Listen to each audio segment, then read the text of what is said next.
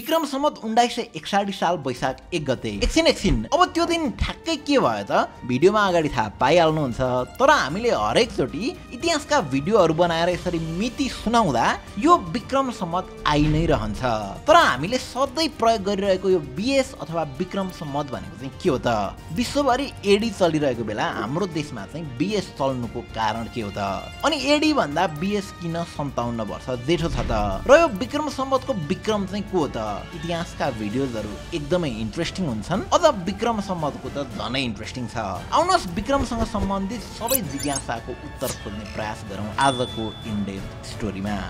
विश्वमा प्रयोग हुने जुनै पनि क्यालेन्डरको इतिहास हेर्दा कुनै पनि सम्वत यतिकै प्रयोगमा आएका छैनन्। हरेकको सुरुवात अनि अन्त्यसँग केही न केही कहानी जोडिएको हुन्छ। पावरमा शिफ्ट आउँदा या कसैले राज्य अभिषेक गर्दा अथवा नयाँ वंशको सुरुवात हुँदा त्यो सँगसँगै नयाँ क्यालेन्डरको पनि सुरुवात भएको देखिन्छ। जस्तै 1 एडी भनेको जेसस क्राइस्टको जन्म भएको वर्ष हो। अनि एडी भनेको चाहिँ एनो डोमिनो हो, जुन भनेको इन द इयर अफ लर्डको ल्याटिन रूपान्तरण हो। यही एडीलाई नै ग्रिगोरियन क्यालेन्डर भनेर भनिएको हो। यो Gregorian calendar Roman empire Julius सिजरको जुलियन क्यालेन्डरको परिमार्जित भर्जन हो। 45 बीसी जनवरी 1 मा जुलियस सिजरले त्यति बेला अफिसियली प्रयोगमा रहिआएको रोमन क्यालेन्डरलाई हटाएर जुलियन क्यालेन्डरलाई अफिसियली प्रयोगमा ल्याए। यो पछाडिको मुख्य कारण भनेको चाहिँ रोमन लुनार क्यालेन्डरले निम्ति आएको केयस थियो। उक्त क्यालेन्डरमा सोलर इयरको अलाइनमेन्टमा समस्या देखिएको थियो र केही सिजन्सहरू तलमाथि हुने गरेका थिए। अन्ततः जुलियस सिजरले जुलियन क्यालेन्डर बनाउनु परेको थियो। यो घटनाले त्यस्ताका प्रशासनिक र सांस्कृतिक परिवर्तन नै ल्याएको थियो। जुलियन क्यालेन्डरको खेती रोम, युरोप हुँदै अमेरिकासम्मै पुगेको थियो र पश्चिमी देशहरूमा झन्डै 1600 वर्षसम्म त्यही जुलियन क्यालेन्डर प्रयोगमा आयो। पछि एकैचोटि 1582 एडीमा आएर पोप जर्जी 13 ले जुलियन क्यालेन्डरलाई रिभाइज गरे पश्चात चाहिँ यो ग्रिगोरियन क्यालेन्डरमा परिणत भयो। ग्रिगोरियन क्यालेन्डर बन्नु पछाडि दुईटा कारण थियो। एक त जुलियन क्यालेन्डरले सोलर इयरको राम्रोसँग हिसाब गर्न सक्दैन थियो र अर्को क्रिस्चियन धर्ममा मनाइने इस्टर पर्वको मिति सधैँ तलमाथि हुन्थ्यो। सोही कुरालाई मिलाउन यो 1582 एडीको अक्टोबर महिनाको क्यालेन्डरलाई 4 गतेदेखि सिधै 15 गतेमा जम्प गराइएको थियो। यसरी त्यो बेला बनेको ग्रिगोरियन क्यालेन्डर आज पनि ग्लोबल क्यालेन्डरको रूपमा स्थापित भएको छ। अब कुरा गरौँ विक्रम सम्वतको। विक्रम सम्वत भनेको विक्रमको इरा हो। अब यी विक्रम भन्ने व्यक्ति को हुन् एकैछिनमा चिन्तान गरौँला। अहिले चाहिँ सिम्पली बुझ्नु पर्दा विक्रम सम्वत एक बौद्धिक शौर्य पात्र हो जुन नेपालमा मात्र अफिसियल क्यालेन्डरको रूपमा प्रयोग हुन्छ।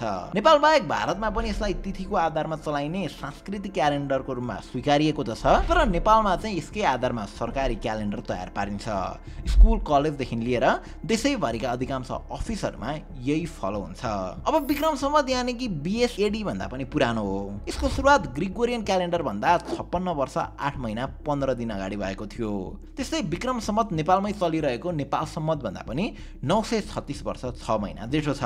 अर्को निकै पुरानो इस्लामिक धर्मावलम्बीहरूको क्यालेन्डर हिजरी क्यालेन्डर भन्दा पनि विक्रम सम्वत 636 वर्ष जेठो छ। हुन त हिब्रू क्यालेन्डर जसलाई इजरायलमा रिलिजियस पर्पजको लागि प्रयोग गरिन्छ अनि चाइनाको ट्रेडिसनल क्यालेन्डर चाइनिज क्यालेन्डर जस्ता केही क्यालेन्डरहरू बीएस भन्दा पनि पुराना छन्, तर उनीहरू अफिसियली प्रयोगमा नआएको हुँदा आजको दिन हेर्दा विश्वमा अफिसियली प्रयोग भइरहेको क्यालेन्डर मध्ये बीएस सबैभन्दा पुरानो हो। अब यो विक्रम सम्वत खासमा कस्तो टाइपको क्यालेन्डर हो त?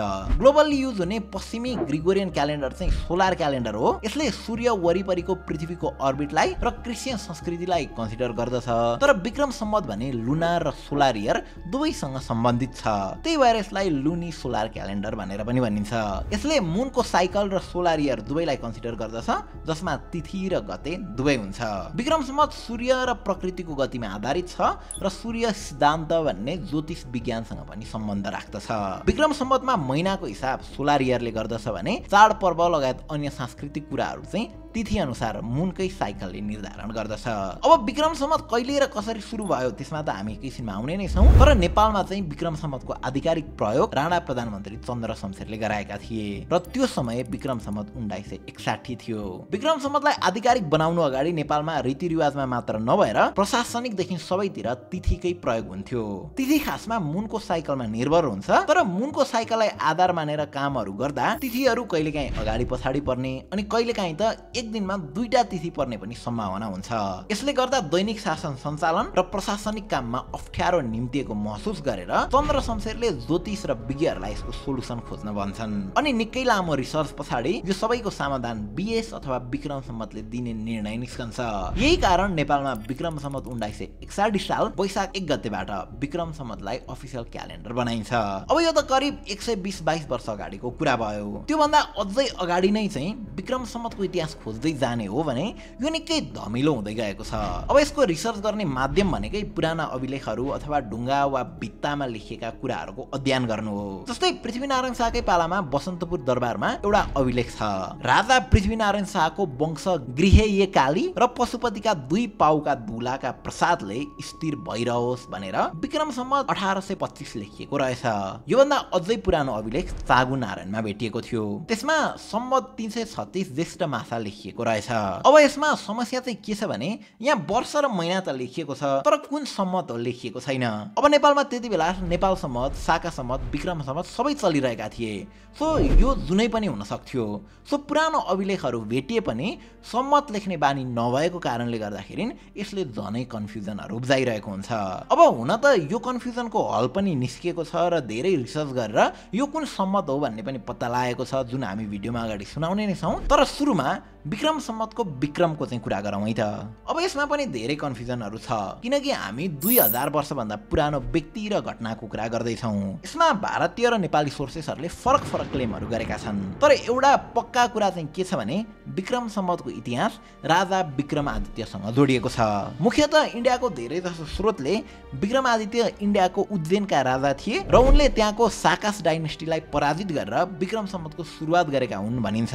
तर इन्डियाको यो क्लेमलाई हाम्रो इतिहास शिरोमणि बाबुराम आचार्यले सिधै खण्डन गरिदिएका छन्। उनी भन्छन् जुन समयमा विक्रम सम्वत उठान भएको थियो त्यस समयमा भारतको उज्जैनमा राजा विक्रमादित्यको अस्तित्व नै देखिँदैन। थप यो विक्रमादित्यकै विषयको कुरा गर्नुपर्दा बाल गोपाल श्रेष्ठको to use or not to use Nepal Sambat the national era of Nepal university of अक्सफोर्डको जर्नलमा पनि भारतको यो क्लेमलाई सिधै खण्डन गरिएको छ। उक्त जर्नलमा अघि कुरा गरिएको साकासहरूलाई उज्जैनमा पराजित गर्ने राजा खासमा चन्द्रगुप्ता सेकेन्ड थिए र उनले चाहिँ नेपाल आएर विक्रमादित्य टाइटल लिएको भनिएको छ। तर इन्ट्रेस्टिङ कुरा चाहिँ के छ भने यी चन्द्रगुप्ता सेकेन्डको इरा विक्रम सम्वतको इरा भन्दा 400 वर्ष पछाडिको थियो। अब यही कुरालाई थप टेवा पुग्ने गरी इतिहासविद दीर्घराज प्रसाईले अर्को तथ्य ल्याएका छन्। चन्द्रगुप्ता सेकेन्डका हजुरबुवा चन्द्रगुप्ता फर्स्टले नेपाल आएर लिच्छवी राजाका राजकुमारी कुमारा देवीलाई बिहे गरे अनि त्यहीबाट जन्मेका सन्तानहरूका छोरा अनि उनका छोराका नाति विक्रमादित्य सेकेन्ड भए। अनि उनले नै आफ्नो बुवाहरूको मावली लिच्छवी राजाहरूको बहादुरीको फ्यान भएर आफ्नो टाइटल विक्रमादित्य राखेको हुन सक्ने भनेर भनिएको छ। दीर्घराज प्रसाईको यो अनुमानित भनाइलाई पशुपति महात्मामा लेखिएको यो कुराले पनि ठुलो साथ दिन्छ। यसको अर्थ के हुन्छ भने सूर्यवंशी लिच्छवीको प्रभावले किराँत राजालाई जिती लिच्छवी वंश सुरु भए पछाडि लिच्छवी वंशका पहिला राजालाई धर्मपाल, भूमिवर्मा, विक्रमादित्य आदि भनिएको र तिनकै शासनकालदेखि नै नेपालमा विक्रम सम्वत सुरु भएको हो। अब यदि यस्तो हो भने अघि भनिएको विक्रमादित्य नेपालका लिच्छवी कालकै राजा भएको कुरा र विक्रम सम्वतको सुरुवात नेपाली भूमिसँगै जोडिएको कुरा मिलेको देखिन्छ। तिनै विक्रमादित्य राजाले राज्य गरेका ठाउँ हालको काठमाडौँको साँखु थियो भनेर पनि भनिएको छ र साँखुमा अवस्थित वज्र योगिनी मन्दिरदेखि अलि माथि राजा विक्रमादित्यको शिरको पूजा युगौंदेखि वज्राचार्य वंशले गर्दै आएका छन्। तिनै विक्रमादित्य राजाले नेपाल राज्यलाई साउथको काशीसम्मै पुर्याएर त्यहाँ विश्वनाथको मन्दिर स्थापना गरेको कुरा स्कन्द पुराणको हिमवत्व खण्डमा उल्लेख पनि भएको छ, जसले यो कुराले थप विक्रम सम्वतसँग जोडिएको विक्रमादित्य नेपालकै लिच्छवी राजा थिए भन्ने कुरालाई जोड दिन्छ। त्यस्तै यता भाषा वंशावलीले पनि विक्रमादित्य राजाले वज्र योगिनीबाट पारस मणिसहित आशीर्वाद प्राप्त गरी काठमाडौँको नारायण हिटी स्थापना गरेका थिए र यसकै आशीर्वादद्वारा विक्रमादित्यले काठमाडौँको मान्छेहरूको टाउकोमा लागेको ऋणलाई पनि तिरेका थिए भन्ने पनि भनाइ छ। अब यी त भए नेपाली इतिहासविदहरूका कुरा। त्यो बाहेक पनि इन्डियाकै अनुसन्धानविद भगवानलाल इन्द्रजीको 1885 2020 मा पब्लिस भएको 23 इन्स्क्रिप्सन फ्रम नेपालको खोजले लिच्छवी कालमा उल्लेख भएका सम्पूर्ण सम्वतहरू विक्रम सम्वत नै हुन् भन्ने कुरा स्पष्ट पारेको छ। त्यस्तै गरी भारतको कोलकाता विश्वविद्यालयका इतिहासका प्राध्यापक राधा गोविन्द बासकाले लिच्छवी कालका राजा मनदेवको पालाको सम्वत 386 जुन अघि पनि हामीले कुरा गरेका थियौं, चाँगु नारायणको यो अभिलेखको सम्वत विक्रम सम्वत नै हो भनेको छ।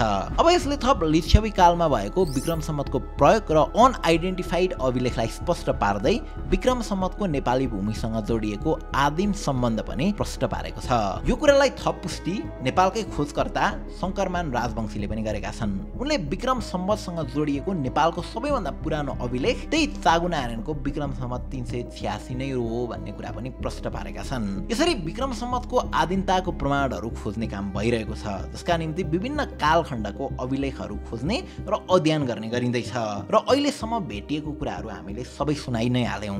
तर विक्रम सम्वतको सुरुवात कहाँ र कसले गर्यो भन्ने कुरामा चाहिँ अझै पनि यकिनका साथ भन्नलाई स्पष्ट प्रमाणहरू भेटिएको छैन। इतिहासका पुराना कुराहरू त्यस्तै हुन्छ। कुनै जमाना लुम्बिनी पनि लामो समयसम्म हराएको थियो अनि पछि भेटियो। यसको बारेमा त हामीले भिडियो बनाइसकेका छौं। सायद विक्रम सम्वतको सुरुको इतिहास पनि भविष्यमा कुनै पोइन्टमा लुम्बिनी भेटे जसरी नै भेटिन्छ पनि होला। अब हामी यहाँसम्म आउँदै गर्दा एउटा प्रश्न चाहिँ सबैलाई आइरहेको हुनपर्छ। यदि विक्रम सम्वत 1 अथवा सुरुवाततिरको इतिहास छैन भने हामीले सुरुतिरै भनेको ग्रिगोरियनदेखि अन्य लुनर क्यालेन्डर सबैभन्दा विक्रम सम्वत जेठो भएको कुरा चाहिँ कसरी थाहा भयो त? कुरा के रहेछ भने यो विक्रम सम्वत 1 कहिलेदेखि सुरु भयो अनि यस्तो टेन्टेटिभ जेठो कान्छोको क्याल्कुलेसन कसले गर्यो भन्ने कुरामा चाहिँ कोही एक सर्वश्रेष्ठ व्यक्ति अथवा विद्वानले गरेको होइन र यो कुरालाई साथ दिने कुनै पौराणिक प्रमाण पनि कतै छैन। तर विक्रम सम्वत सनातन हिन्दू पात्र भएको मानिँदै आएको भएर हिन्दू धर्मको पौराणिक ग्रन्थ र त्यसमा उल्लेख भएका कुराहरूकै आधारमा विक्रम सम्वत लगायत अन्य पात्रहरूको आयु पत्ता लगाइएको हो। त्यसैले सुरुवातमै जेठो कान्छोको ट्याग लगाइएको थिएन। कालान्तरमा सम्वतहरूको विकास भए पछाडि र प्रयोगमा आइसके पछाडि ब्याक डेटिङ गरिएको अन्त्यबाट सुरुतिर खोज्दै गइएको हो। अब विश्वमा विभिन्न कालखण्डमा प्रयोगमा आएका सम्वतहरू मध्ये कुनै छोटो समयमै लोप भएर गए, कुनै निकै लामो समयसम्म चले, कुनै अन्तर्राष्ट्रिय स्तरसम्म पुगे त कुनै राष्ट्रिय स्तरमै सीमित रहे अनि कुनै चाहिँ धार्मिक क्षेत्रमै सीमित भए। अब तिनै मध्येको एउटा सम्वत र धेरै ठुलो इतिहास बोकेको सम्वत विक्रम सम्वत हो। अन्त्यमा तपाईहरुलाई एउटा प्रश्न, अब यति लामो तर अलिअलि कन्फ्युजिङ इतिहास बोकेको यो विक्रम सम्वतलाई जगेर्ना गर्ने कि मासेर जाने कि अझै विश्वभरि नै यसलाई प्रचार गर्ने त? हस् त, थ्यांक यू फर वाचिङ।